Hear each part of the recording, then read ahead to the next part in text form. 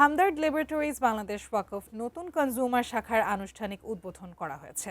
রাজধানীর বাংলা মোটরে হামদর্দের প্রধান কার্যালয়ে সকালে এর উদ্বোধন করা হয়।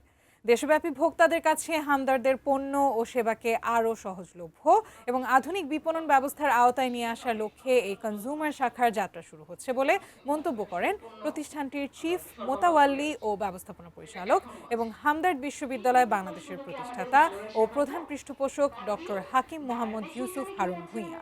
অনুষ্ঠানে সভাপতিত্ব করেন marketing and sales planning and ডেভেলপমেন্টের সিনিয়র পরিচালক অধ্যাপক কামরুন নাহার হারুন। নতুন কনজিউমার শাখার কার্যক্রম দেশের ভোক্তাদের জন্য উন্নত মানের পণ্য ও সেবা পৌঁছে দেওয়ার ক্ষেত্রে গুরুত্বপূর্ণ ভূমিকা পালন করবে বলে আশা করছে হামদর্দ কর্তৃপক্ষ।